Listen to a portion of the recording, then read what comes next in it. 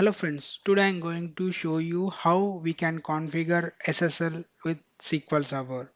So why SSL required, and like we will see with full details. Like SSL stands for Secure Socket Layer and TSL stands for Transport Layer Security. Both are security protocols that are used for secure communication between what is happening between the client and server by encrypting data. So SSL is the like old, like it been replaced by TLS, and like latest version in the SSL is 3.0, for TLS is 1.3.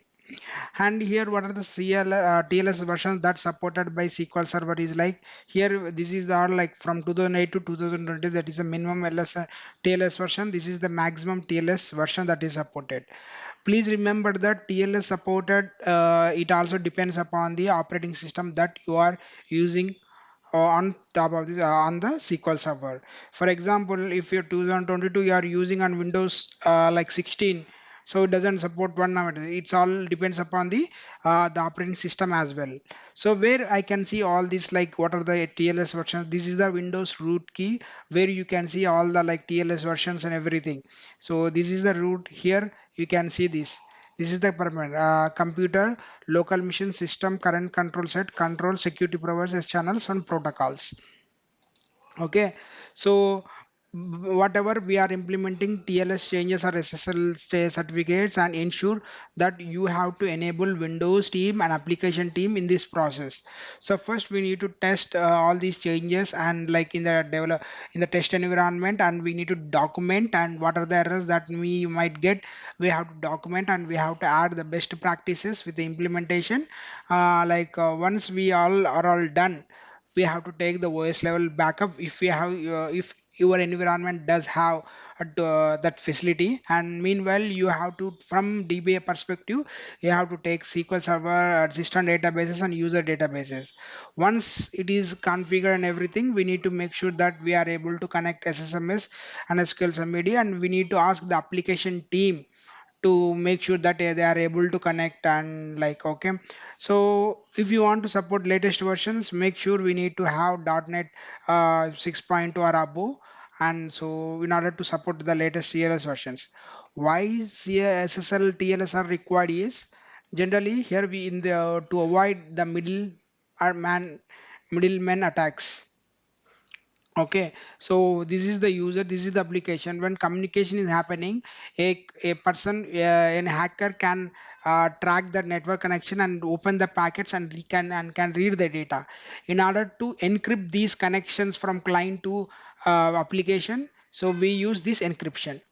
Okay, so now how we can enable this in a 1.2, and in a simple thing, like you just go to this here, uh, just open the protocol here. As of now I have 1.3 is a simple, right click on that new key, just TLS 1.3.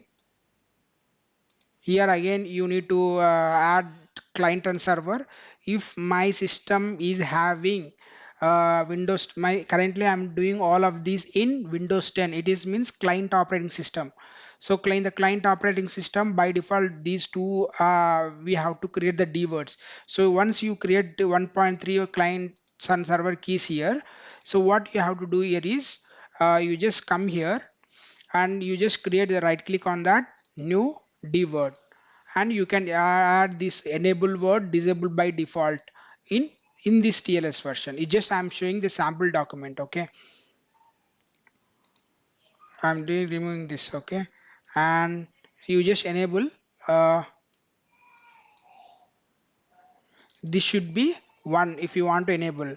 If this should be 0 by default, it should, if you want to enable that. Okay, and like coming to, if you want to do that server, we just disable this by the same, it has to be same. Okay, and base is hexadecimal only. Okay, it's enabled by default, it should be 1. Okay, so this is all about you have to do. Here we have a detailed clear cut explanation. Okay, so once you can do, you have to restart the changes. But instead of doing all of this, I use this application, IIS crypto. So here whatever changes that you want to enable, just enable that select this box, click apply, the system will get rebooted. This is like opens I think third party software, but you can easily get available from the internet. So if you see here template, go to the template and go to the best practices server defaults. Okay, I will go to the PCR and see, if you select this PVR, it will disable the 1.1 on which make client communications. So you can follow the templates whatever you want. Otherwise you just come here and you can check that whatever that you want to do, that you can do, and click apply. That's it. I'm just closing this application, and this is also done. We are closing. Now first we will see that I don't have any certificate. It's pure vanilla SQL Server. Okay, I'm just clicking that. If you see here, a self-generated certificate was successfully loaded for the connection. Here, what happened? Connection is false. Okay. Now, so this is what like connection. Okay, and like what I want to do is that's it. Now, what I need to do? So this here I need to get true. Okay, so first we need to purchase certificate from respective vendors. For demo purpose, I'm going to create certificate using PowerShell. Further, after that, we need to attach the SQL Server, and like we need to enable the force encryption option in the SQL Server configuration manager. After that, we need to export and import certificate to the trusted directory to avoid the some errors. It's not mandatory step. If you want to do that, you can do that. If you want to like carry that error, you can do that. After that, we need to verify the connections is encrypted or not. So this is the command that I can. This is the command. Okay, now go to the PowerShell window where I'm using integrated shell environment. Select run as administrator. Click yes. Here I am pasting. Here I am using self-signed certificate. Certification location. Here my location. Here in the my location, you can also give the current user. If I go certificate, if I click manage user certificates, it will open with the current user. If I open computer certificates, it will open with local computer. Okay, but as of now I will go with the local computer. As friendly name, you can go by seeing the identify. I can go the DNS name. This is standalone machine. Standalone machine, it is not part of the domain as well. So that's the reason I am giving the my host name. If this case is join in domain, I recommend you to go with the fully qualified name as well. Okay, so it DNS supports multiple parameters.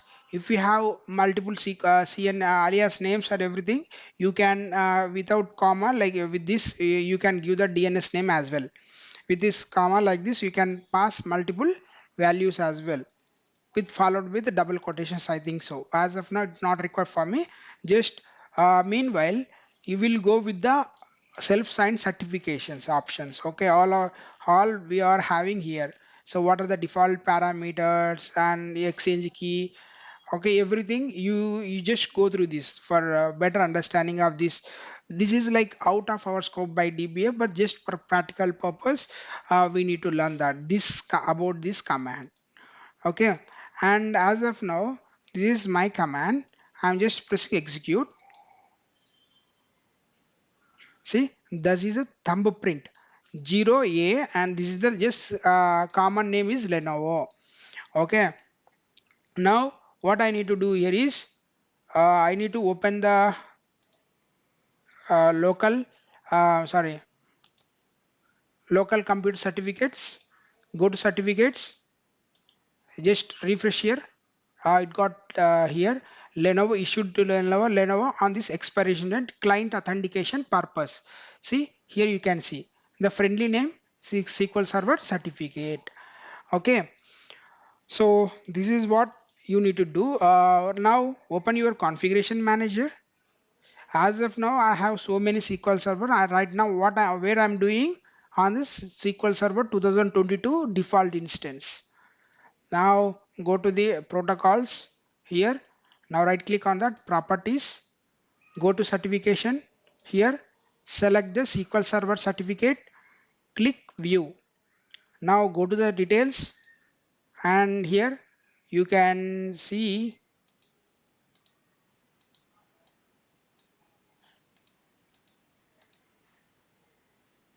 now all this.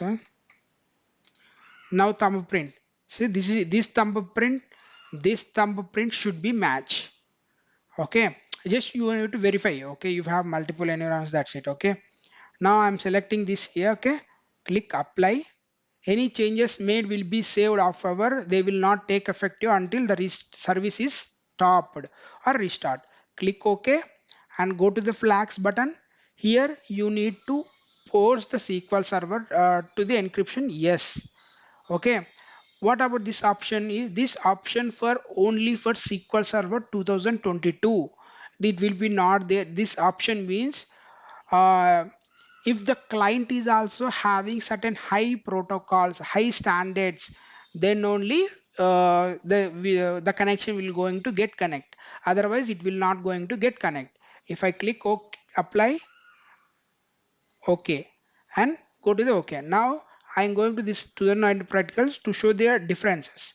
Go to the practical. See, there is no 4/6 encryption. Why? Because that option only is there only for SQL Server 2022 only. Okay, now this is done.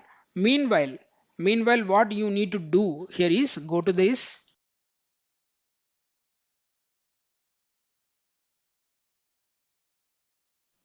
So here you need to click on manage private keys. Here what are the options that we are having? We need to make sure that go to the SQL Server, go to the private keys here, go to this here. What is the Lenovo user should be there. Now we need to give the same user here. Now even though this Lenovo administrator, but we need to make sure that we need to have the SQL Server agent permission on the MMC.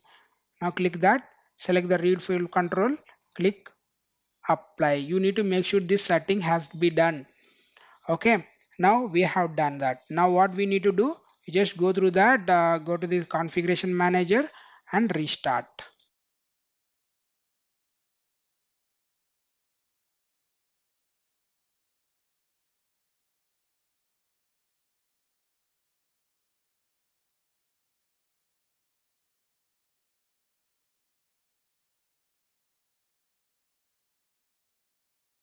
See, SQL Server got started. Now if I click that, it will get error connection thing has been broken. Come here, refresh this. Now it will done that. Okay, now I'm just trying the trust certificate, click connect. Now you just come, I'm just opening new query.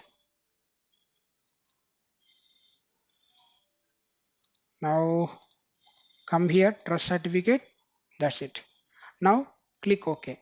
See, the certificate now 70A, and now if I see here 70A has been loaded into SQL Server for encryption purpose. See, this has become true. Okay, so now we have successfully encrypted the SQL Server connections between what is happening and server, what is between the server and client. Now see, every time we need to make sure that if I don't trust this option, click connect. See, I will get this error.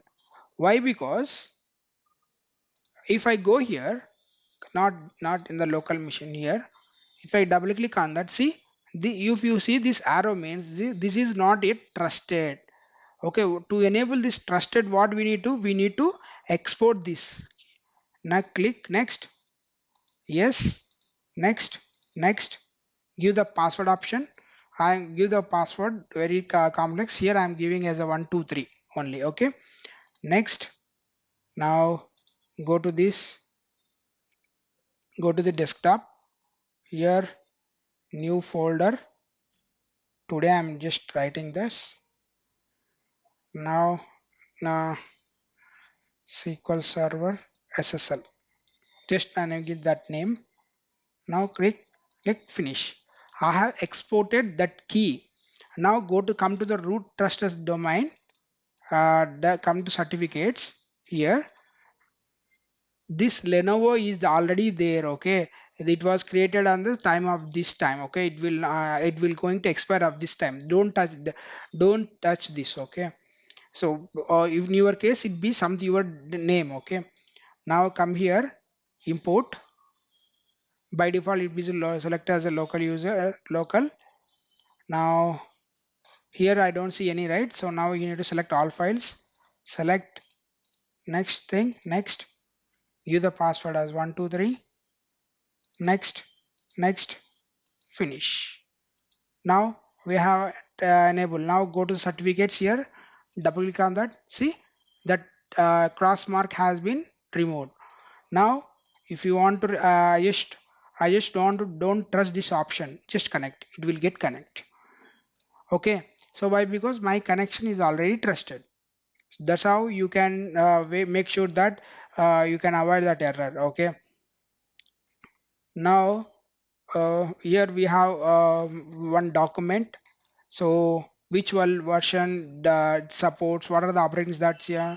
Basically we have some FNQs here, okay. So does TLS1 support on SQL Server on later versions? It support, yes. In order to you have to disable TLS 1 point and 1.0 if you want to use only TLS 1.2 for client server communication. So I'm going to paste this link and you just go through that, like what are the known issues and like what are the patches that have been used to overcome this issue, okay. So all these errors you can just go through that for better view purpose. Here I have gone through one excellent link. What that catch my attention is here, if it is CNN virtual network name, everything what you need to give here, that so some error that has, I didn't encounter this error, but I just want to showcase that all these things, okay. Now go to the proper go to the local computers here, details, see here everything when it got used, enhance client server, key uses, thumbprint, friendly name. So everything, if you have multiple CN names, it will get visible here, okay. Now this is done. Now before that I got connected to the SQL server successfully, I just using the same command. Now go to the CMD, run as Windows command. Now paste that command, press enter. Now